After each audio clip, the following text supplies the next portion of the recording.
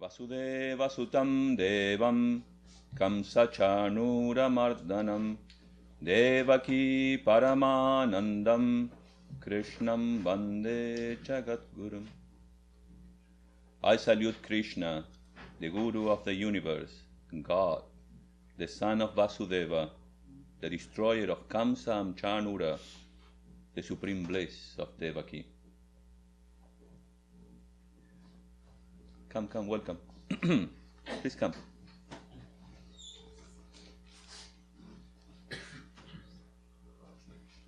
So, as you all know, we are working on chapter number 2, Bhagavad Gita, the Yoga of Knowledge. And so far, Krishna conveyed the most important message of the scriptures to Arjuna, which is the knowledge of the self. He told Arjuna that the problem of all of us is ignorance about who we are. And then he started telling Arjuna, conveying Arjuna the secret of work, how he should work, how he should act in the middle of the battlefield.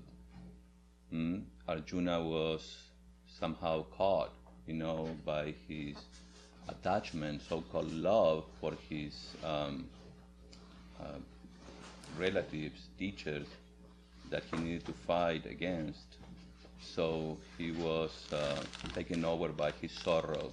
So it was hard for him to fight, to perform his duty. And we started talking about karma yoga. And the idea of karma yoga is so vast. So we have to have patience. We can't really understand this completely, with one class, 2 classes. It takes time to digest, to settle down and to apply this in our life. So far, Shri Krishna told Arjuna that without calmness, it's not possible to work. Without calmness, it's not possible to do anything. In calmness only you find sharpness of your mind, concentration. We talked about the need of concentration, which is required to pursue our goal of life. And the goal of life, we said, was, anyone? Liberation. Liberation from what? From ignorance and? Attachment. Yeah. So today we'll continue talking about attachment and something that it's really hard for us. Even the word is, it's difficult. The word is desire, because we are all driven, as it were, by our desires in life, and in order to live, we desire, we want, okay? But here, Shri Krishna is telling Arjuna and all of us that desire is the problem. So, how to work, how to live, this is something that we're going to talk about today. Again, Shri Krishna mentioned that, talked about many things, about people who were very rajasic, and then he introduced the term rajasic, and with that term we talked about the 3 gunas, which are the powers of nature. Remember all that? The 3 gunas, Maya, Brahman and Maya are one, just like fire and its power of burning. You cannot separate them. So, but Brahman, that masculine power, is unattached to any action. Maya is the power of creation. She creates everything. We mentioned also that's why we propitiate Shakti, or the energy, the female aspect of God, as mother. That's why in all these ancient cultures people worship mother, because it is through mother that by her grace, her kripa, is that we can move forward and achieve that so-called liberation. So, and how do we deal with mother? Well, mother has got three powers. Okay, rajas on one extreme, tamas and sattva. Sattva means equilibrium. And in short, we need to try to lead a life based on sattva. These three powers are everywhere. Everything that has got name and form has got these three powers. We can not perceive this with our senses, but we can intuitively perceive that they are around us. When we are active or when we are restless, that is rajas acting in us. When we are calm, and in equanimity, and we are happy and content with ourselves, that is sattva. So naturally we need sattva, and when we are, we don't feel like doing anything, you feel inert, that is tamas. And so all these three forces are everywhere in nature. Name and form means the gunas. So we talked about that, and Sri Krishna was saying, well, you have to go beyond these three gunas. Traigunya is the worldly life, the life that we all experience. And we have to go beyond that. We have to go beyond the pair of opposites. We talked about that. The ideal is to transcend even sattva and reach the Atman and be established in the consciousness of Atman, of who we are always, because it's only from there that we can live. Now you must be thinking, well, Swami, this is kind of an ideal. Well, no. It may be an ideal, but it is possible. Okay? How do we do that? Patience. Okay, let's talk about it.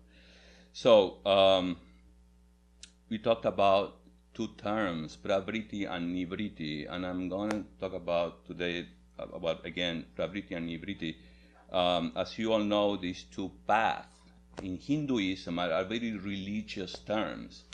You see, naturally, human beings we experience the world through our senses, and we get caught, through our desires. We want to enjoy, and we are being enjoyed. And that's what happens.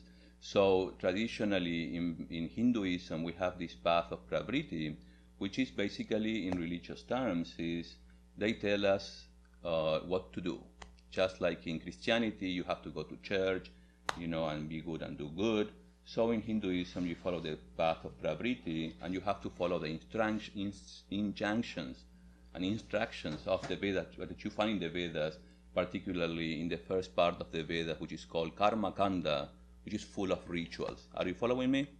Yes. Okay. So. What was that? Pravriti. Pravriti marga. Marga means fast. Pravriti means revolting towards. And Swami Vivekananda, and this is something that I really like, and I'm going to share with you again because I read it last time. Somehow it's hard sometimes, to kind of like to wind this up, in such a way so that I can give you, a package with everything, and so that you can, like a pill that you can swallow and, I got it. It's really hard because everything is interconnected. So I waited last class, I read a few points that I wrote, and today I'm going to explain them. Again, we talked about the goals of life. In our life, we need security. We need to, once we achieve that security through artha. That's why we pursue our life. I mean, we have to work, we have to study, we need money. We need money because it gives us shelter, and then it gives us something that we want the most. We want to enjoy life. So it gives us, it's a means for us to enjoy, which is absolutely right and is correct. However, in that, doing that and pursuing that, we sometimes forget ourselves, our capital self, in the midst of sense enjoyments and sense pleasures, and we lose ourselves we forget who we are, we get caught, and then we enjoy simply misery. And we get disappointed, frustrated, and that's the story of most of our life. we know that very well. But we also perceive within ourselves that there is something higher. Yes, there is something higher, and the scriptures come forward to tell you, yes, with the knowledge of the self, here are some values, we call them dharma, and by following the path of dharma, you achieve eventually something we call moksha, which is the ultimate goal of life. Now, what Sri Krishna was telling us is that when we pursue moksha, when we lead a spiritual life, it's worth it. Because when you, in a way, when you think of God and think who we are, and you are reminded and you remember these powers of nature, you see, then we find that we can enjoy our life and the world from a different angle. We learn how to live. So in moksha, in pursuing that ultimate goal, we find that the rest of the goals of our life, like artha and kama, artha, wealth, or whatever we need to find security and enjoyment, are together being achieved by moksha. Basically, if you have moksha, you have the rest. But if you have dharma, karma, artha, and kama, you cannot have moksha. Are you following me? It is through dharma, which means values, based on the knowledge of the self, dharma, that you achieve moksha. In moksha, you find everything. All the enjoyments are fulfilled because you find the ultimate fulfillment. That's what the scriptures say. And it makes sense, because the more you move towards dharma and moksha, the more you enjoy life. You learn to appreciate God everywhere. So, in the verse number 46, we talked about the seers, these wise men, which we call them the big jnanis, the rishis, the wise men, are those who do not really need the Vedas anymore. The first part of the Vedas, the Karma Kanda, all these injunctions, instructions about, for them, that is, here the shloka says, when the whole country is flooded, a reservoir becomes superfluous. When the whole country is flooded, a reservoir becomes superfluous. So to the illumined seer, the Vedas are all superfluous. Doesn't matter. I mean, they have achieved that. They experienced that. They lived that. So there is not as much explanation required here, except that to lead a spiritual life is very much what we want. And Sri Ramakrishna said that the Vijnani, the seer, enjoys the bliss of God in a much, much more richer way. Some have heard of milk, some have seen milk, and some have drunk it. The Vijnani has drunk milk, enjoyed it, and been nourished by it. That's what we want. So, now, you ready? Okay, you gotta be strong, eh? The world offers us many pleasant things, no doubt. But they never give us satiety. No attainment is enough for us. Whatever be our position, we want more and more power, more knowledge, more happiness.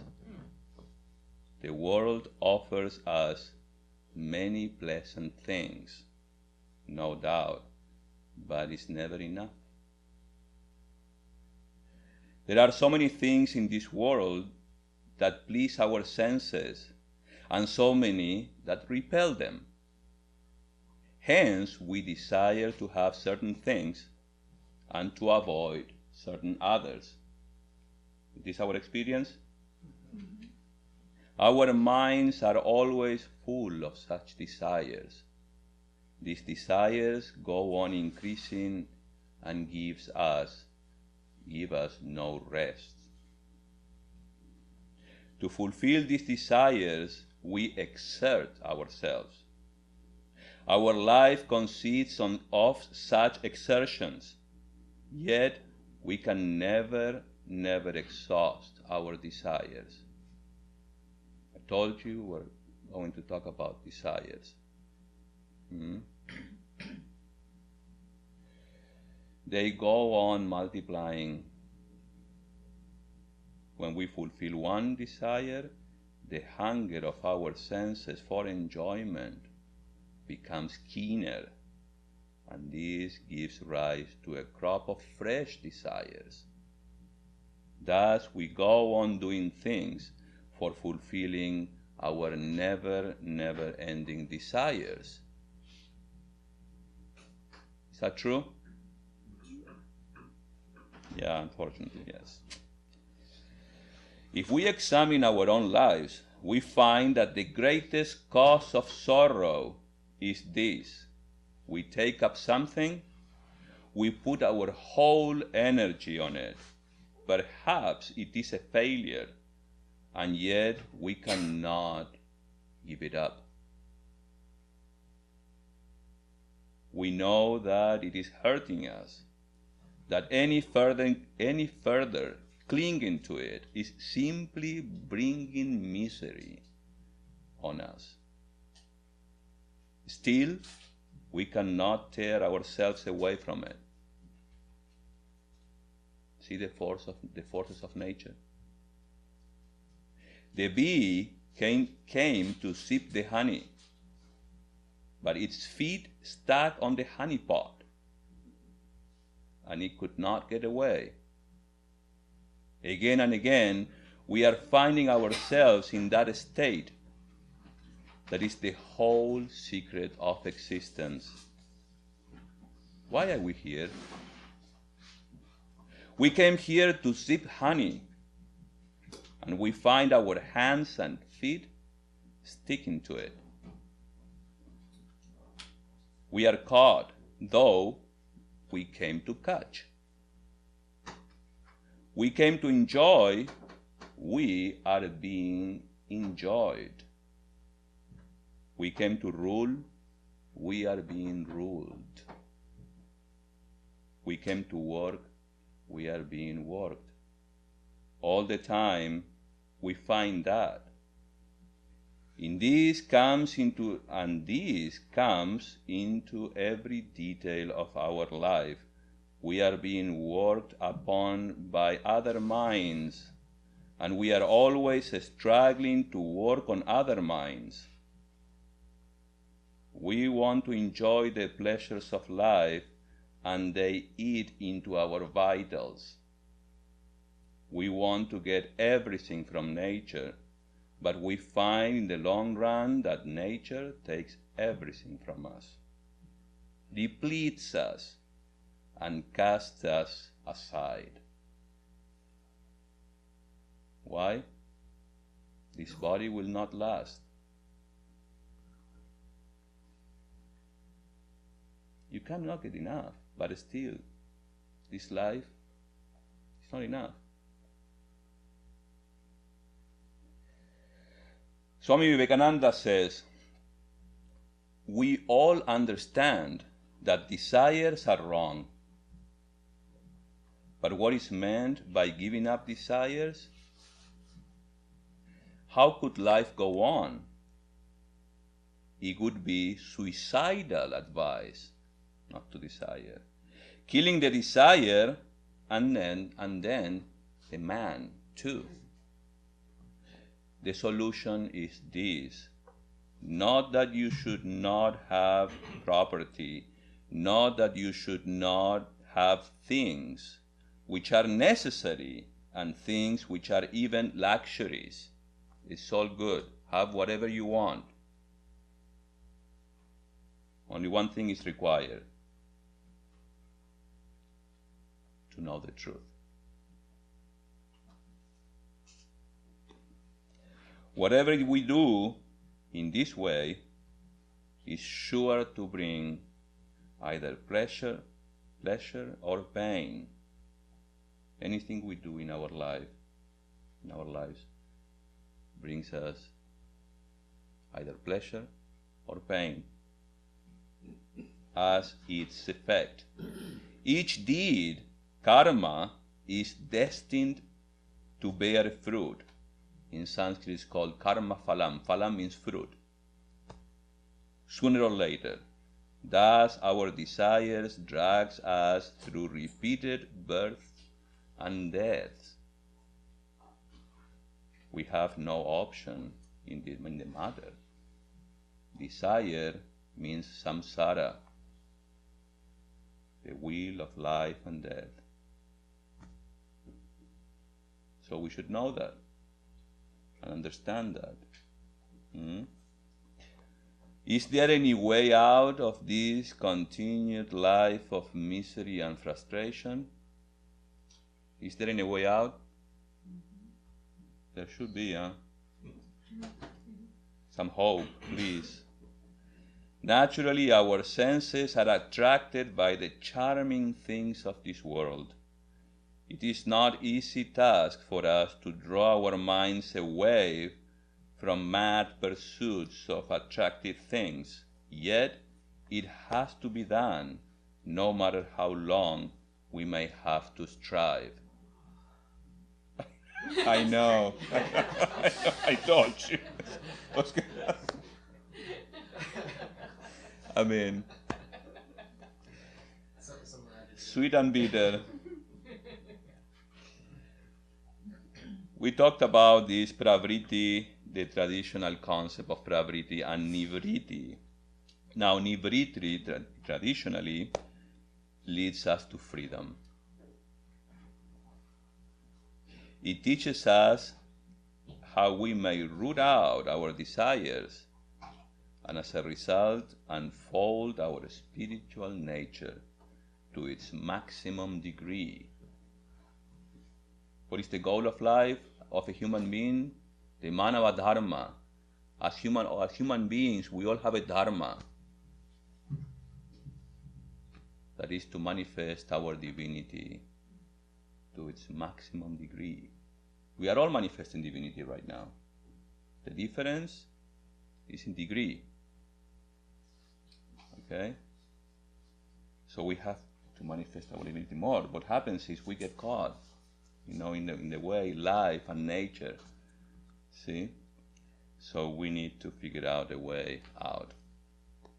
The Katha Upanishad says, the Creator has made our senses outward bound. The Creator has made our senses outward bound. This is why we ordinarily perceive the external world and not the capital self.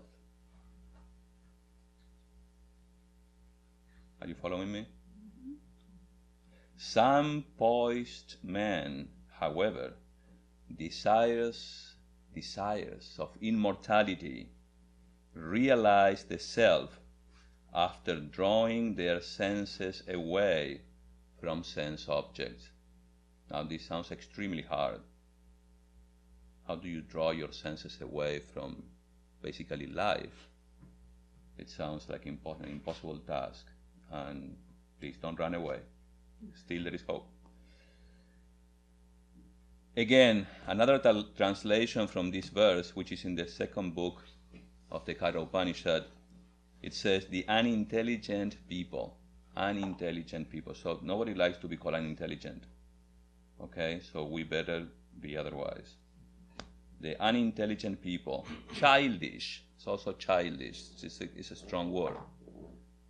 Childish, inexperienced, ignorant souls follow the external desires,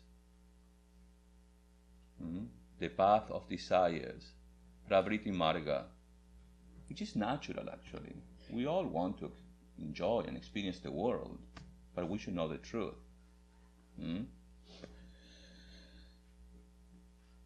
They get entangled in the snares of the widespread death.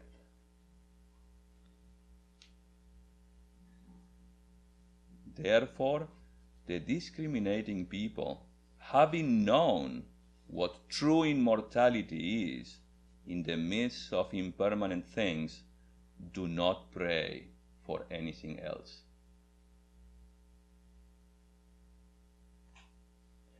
Swami Vivekananda talks about pravritti and nivritti this way. He says, there is one impulse in our minds which says, do. Behind it rises another voice which says, please do not.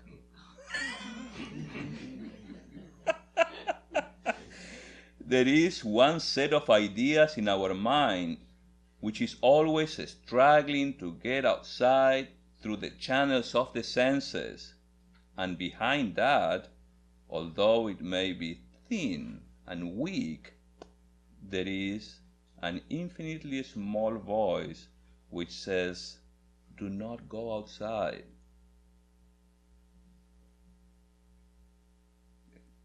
Has it been your experience? Maybe it's too thin and weak, the voice. That's why we never hear it. The two beautiful Sanskrit words for this phenomena are pravritti, do, and nivritti, do not. Nivritti. Pravritti means revolving towards, and the other is nivritti, which means revolving away. Revolving towards is what we call the world, the I and mine. It includes all those things which are always enriching that me by wealth and money and power and name and fame, and which are of a grasping nature, always tending to accumulate everything in one center, that center being myself. That is pravritti, the natural tendency, don't feel bad, it's natural, okay? So don't be so hard on you. It's natural, the natural tendency of every human being taking everything from everywhere and heaping it around one center, that center being one man's own sweet small self.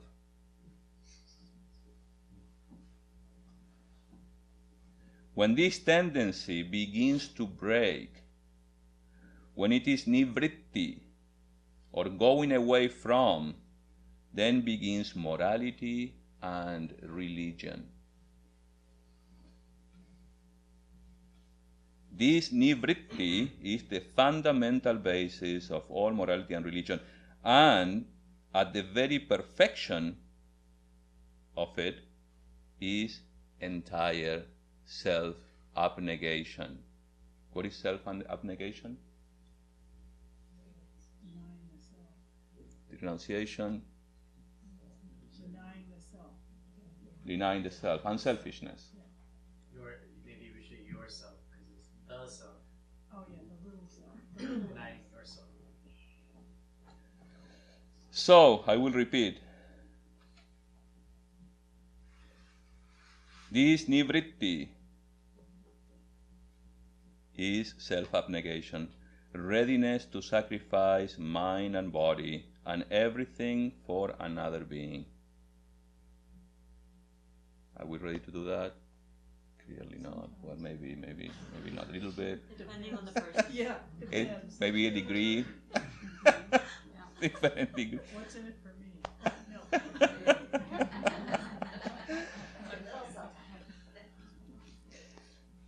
When a man has reached that state, he has attained to the perfection of karma yoga. You clear? There is a lot more about karma yoga, trust me. But you should remember this: self-abnegation and unselfishness. Always based on the knowledge of the self, capital self. So, the other day I was introducing the next Sunday talk, which is Pravrachika Seva Prana. She will talk about, are you feeling for others? Do you feel for others? A little bit. I got a good night's sleep. So again, the only way to come out of bondage,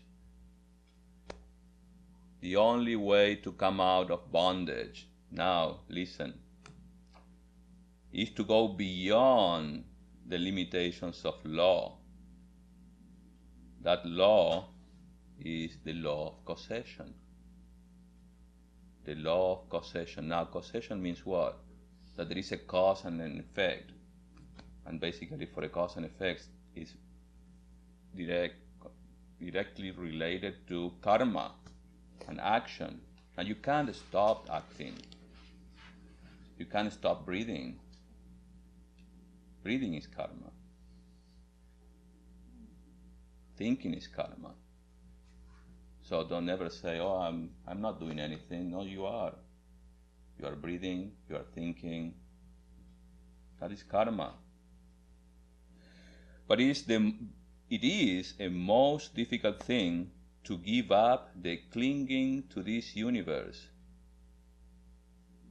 The clinging to this universe. I mean, I know it's hard, but we need to understand this, because otherwise we will continue clinging forever, and we want to put a stop to this. Okay. So, give up the clinging to this universe is very difficult. Few ever attain to that. There are two ways to do that mentioned in our books. I mentioned this before, but I'm going to repeat this again. One is called the neti-neti. Traditionally, in Vedanta, we deny the world. We say, oh, this world is a mirage. It's an illusion. It doesn't exist. It's a dream. So you don't exist. You don't exist. Oh, this is not. It's not real. I've been having that feeling. I don't exist. You know. Well, the thing is, what do we have to deny? You see, we should understand why are we using this trick or this means, to get back to ourselves and make connection to ourselves. That is the negative way, which is the traditional way. You might have heard about Shankara saying, "Oh, this world is an illusion, so don't get caught," which is okay, but it's extremely difficult to practice. Why? Seems very real. Because it seems very real, very well. It seems very real. Not just that. We are living in these human bodies, and we pursue, activities. I mean, our life. We have to go to work. We have to, to bring up our children, and we have to study. We want to enjoy life. So naturally, it's hard. It's hard to say, oh no, it doesn't exist, and this beautiful. I mean, I just smell this beautiful flower. I mean, it's amazing the fragrance that it has. It is. So it's kind of, it's beautiful. So, the other way, so one is called the neti-neti, not this, and the other is iti. This is, which is easier. Okay? So the former is the negative and the latter is the positive way. The vast majority of mankind chooses the positive way, the way through the world, making use of all the bondages themselves to break those very bondages. This is also a kind of giving up. Only it is done slowly and gradually. We come here to learn through our experience. And sometimes our experiences are not very nice, and they teach us something. Oh, I should not depend. You know what happens? See? I mean, if I do that, then, or I should not expect, and then this is our life. We learn. We should learn from our experience. What happens is sometimes we forget. Why we forget? Because of our worst enemy. Attachment. Yeah, we get trapped. What was the answer? Attachment. Attachment. Well, desire not well driven ends up in attachment, and attachment, you see, is the source of all sorrow, and sorrow is the source of delusion, and in delusion you forget the lessons of your experiences. You cannot think straight, and you forget yourself, and you are like a walking dead, walking in the Hollywood Boulevard, you know. I've seen that. That's why I say it, because one day I went to Hollywood, you know, Howard Center, right, a few blocks distance from Hollywood Boulevard. And I went to Hollywood Boulevard, and I was seeing, what's wrong with these people? They just want... Yeah, so no, seriously, it's, yeah.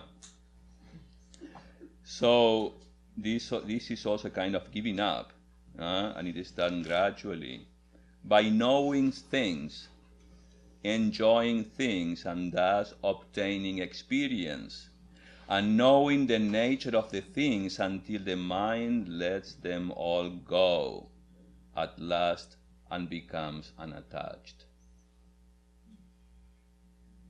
Attachment to all sense objects have to be given up.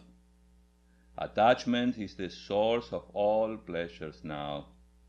We are attached to our friends, to our relatives, we are attached to our intellectual and spiritual works, we are attached to external objects so that we get pleasure from them. That is the one cause of misery. We are attached. We are being caught. Therefore, the Gita, and it's coming, this verse says, work constantly. Work, but be not attached. Be not caught. Reserve unto yourself the power of detaching yourself from everything, however beloved, however much the soul might yearn for it, however great the pangs of misery you feel if you were going to leave it, still reserve the power of leaving it whenever you want. The weak have no place here, in this life or in any other life. The weak has no place here, so we have to be strong. Swami Vivekananda says, the only message I rescue from the Upanishads is strength, strength, and strength. We have to be strong. How do we get that strength? It's coming. The weak have no place here in this life or in any other life. Weakness leads to slavery. Weakness leads to slavery. Weakness leads to all kinds of misery, physical and mental. Weakness is death. Verse number 47. Karmanyeva adhikaraste ma phaleshu kadachana ma karma phalaheturbohu ma te sangostva karmani. You have the right to work, but for work's sake only. Now, what is work's sake? Please try to understand this. You have the right to work, but only for its own sake. For the principle of duty. Okay, what do you do every day? You have responsibilities in your life. Just to be useful. Just to be the instrument of God's play. Things have to go. Some have responsibilities, different type of responsibilities. Some are retired, some are teachers. You have the right to work for work's sake. Desire for the fruits of work must never be your motive in working. What does it mean, desire for the fruits of work? You like to be appreciated. You like to have some response for what you did. Some kind of rewards, I guess, that you gain. What happens when that doesn't come, when you are not appreciated, when the world doesn't look at you? That's the hard part. You're disappointed. It doesn't. We're suffering. You suffer, yeah. Where helplessness and detachment comes in, that you have to be detached from. It's the same. We are talking about the same thing, attachment. I think when you work, just do it with honesty, with integrity, and don't even expect any salary increase. Well, if you can fight for it if you feel that you deserve it. Fight for it. It will just come on its own. Just do your best of It will. integrity and honesty, and follow the work on time, leave on time. Yeah. So you get it. Everything will come on its own. Don't So- even expect it. Okay, expectation. That's why it says Shri Krishna said, you have the right to work, but not to its fruits thereof. Just do it. Do it out of love. Do it because you have to do it. That's fruit. If you do the best, isn't that a fruit? So naturally, this is kind of hard. It's kind of abstract. You see? And there is only one way prescribed by the scriptures. And it's coming. And it also says, do not become the agent of the results of your actions. Never give way to laziness either. So, may you not have any inclination for inaction. But be thou not the producer of the fruits of thy actions, neither let thy attachment be towards inaction. Be thou the producer, that is, do not work with any desire for results, for actions produce fruits or bondage only if they are performed with desire. Now, what is that desire that it says here? Because naturally we all desire. See, it's so sharp. Desire for the fruits. Desire for the fruits. That was I couldn't get that. Could you read it again? Do not work with any desire for results. For actions produce bondage only. I mean, this is the scriptures telling us. So we better listen to this, because maybe it's not very clear, but it will get clearer. I mean, actions produce bondage only if they are performed with desire. Desire meaning expectation, hankering, thirst for something. You may get it, you may not. And then if you get it, you have another problem. You have to maintain it, preserve it, and then you lose it and you cry. See? Have you seen The Lord of the Rings? Yeah. My precious thing, the ring. My precious thing. He went mad just because of his ring. So, well, I'm not going to go word by word. Let's just go straight to what's important here is to understand that actions beget results, good or bad, and we should develop some kind of attitude towards these results. The action one has done cannot be destroyed until it has borne its fruit. No power in nature can stop it from yielding its results. If I do an evil action, I must suffer for it. There is no power in this universe to stop or to stay it. Similarly, if I do a good action, there is no power in the universe which can stop its bearing good results. The cause must have its effect. Nothing can prevent or restrain this. Is it clear? To understand, in Karma Yoga, to understand this law of causation is essential, because we have to develop a healthy attitude for both our actions and what comes as a result. We may like it, we may not, still we have to go on. It's not easy, therefore the scriptures prescribe something is coming. Proper understanding equals proper attitude. Without understanding of something, I can never have the right attitude. Conquerors of desires are they who care not for the fruits of karma.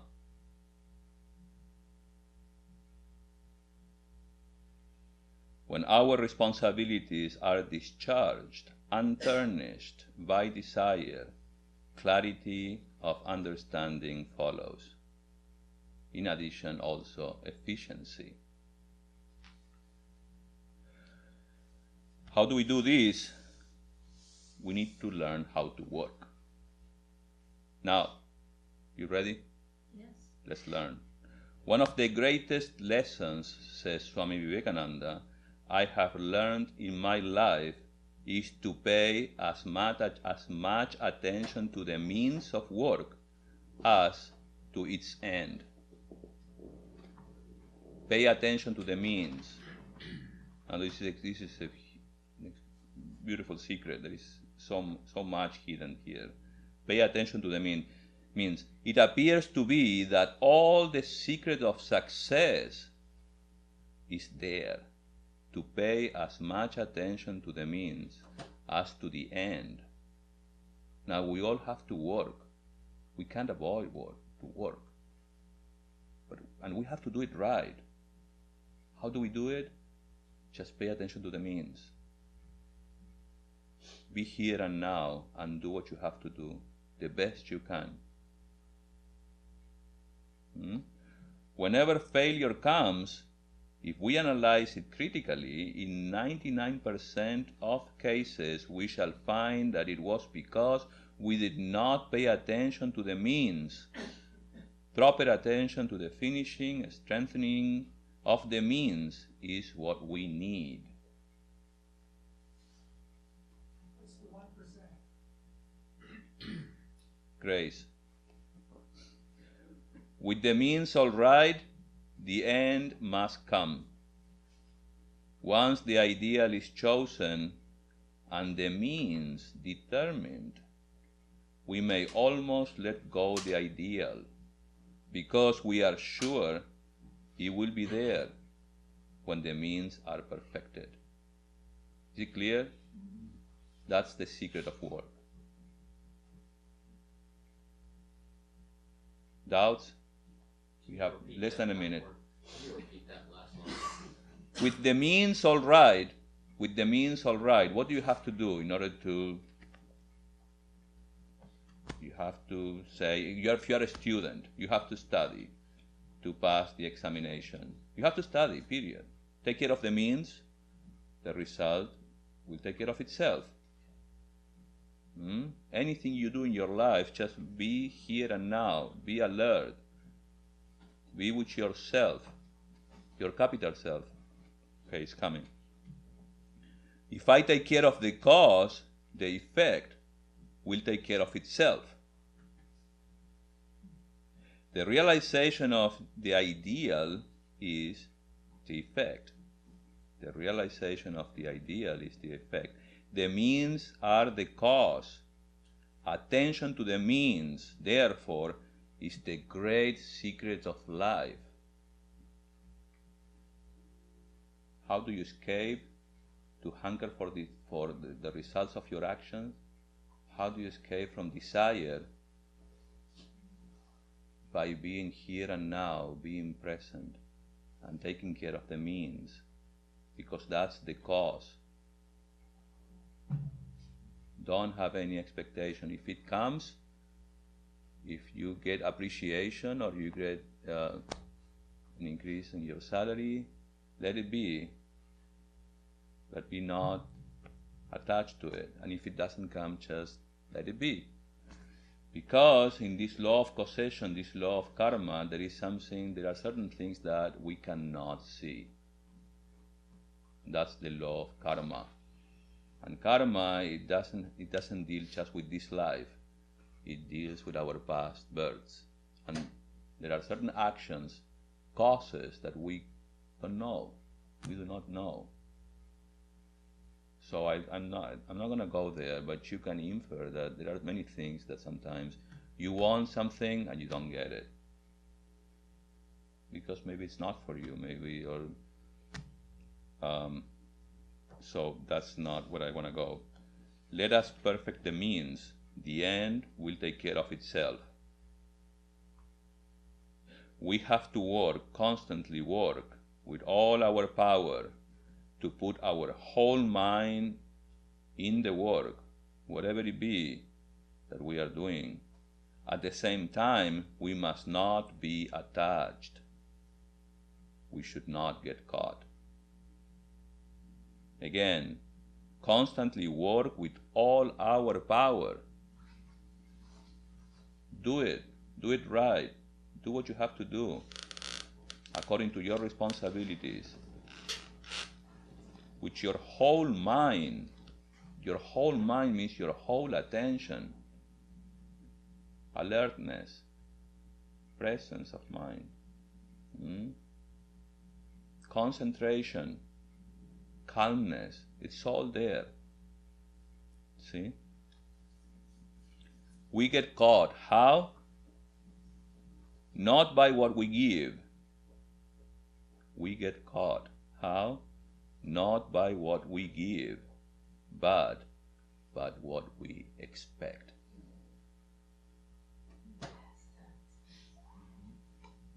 What we expect.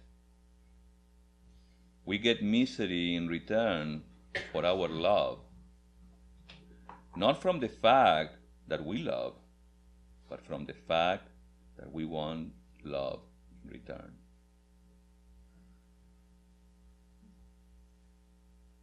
There is no misery where there is no want. Desire, want, is the father of all misery. Desires are bound by the laws of success and failure. Desires must bring misery. You understand what it means by desire here. There is no need for explanation, no? The great secret of success, of true happiness then, is this. The man who asks for no return, the perfectly unselfish man, is the most successful. The perfectly unselfish man is the most successful. We will continue working on this. Now, we have choices in life. We can choose our actions, what we pursue, but we don't have a choice as to the results of our actions. We don't have any control of that. It may come, it may satisfy our ego, it may not. How do we deal with that?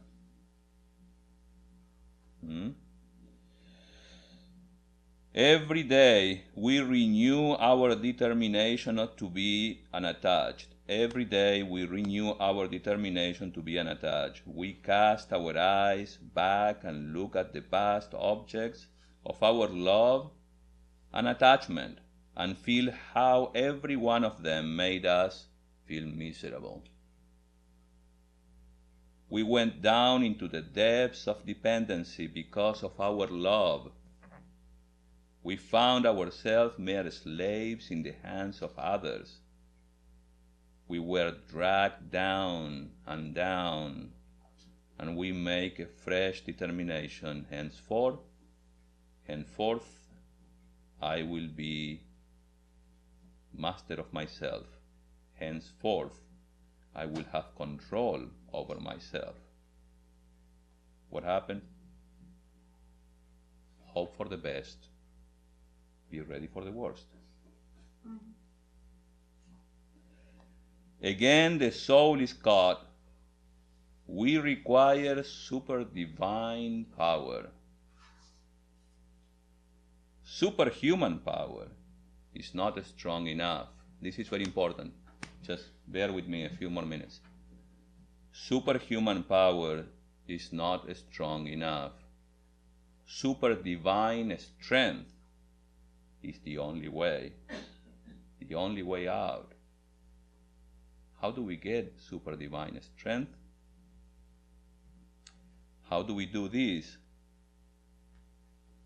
We have to forget our little selves in the big self.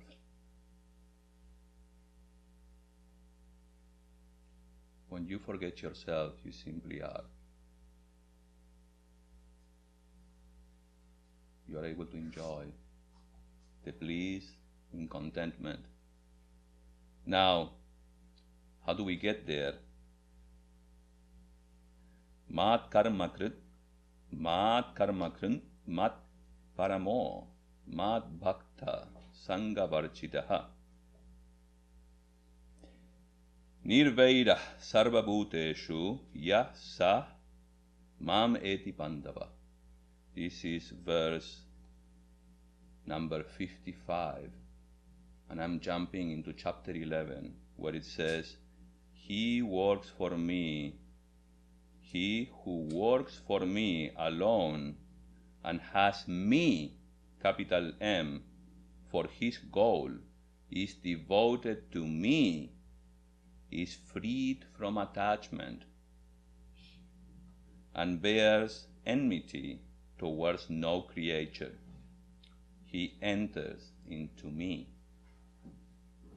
He who works for me alone, I'm going to leave you with this. Whosoever works for me alone makes me his only goal and is devoted to me, free from attachment and without hatred towards any creature. That man shall enter into me. Who is the capital me? My mother. Your most inner being. But we are the subject and object, so you better get hold of the idea of God.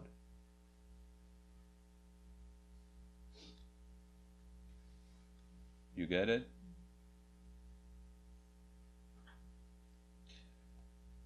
Mayyeva mana adatsva, mayi buddhim niveshaya, nivasishyasi mayyeva, ata urdhvam na samshayaha. This is verse 8, chapter 12, and I'm finishing. Listen to this. Fix your mind on me only. Place thy intellect in me. Then thou shalt no doubt live in me forever.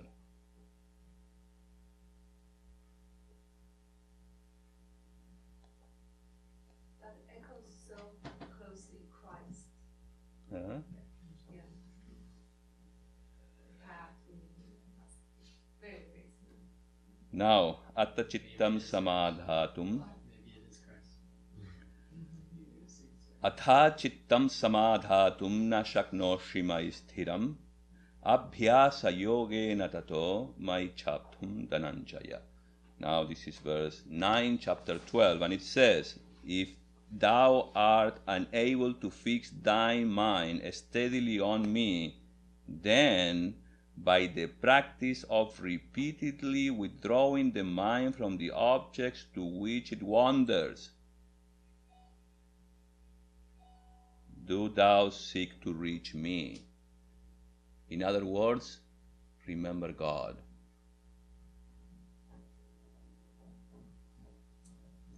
We'll continue talking next class.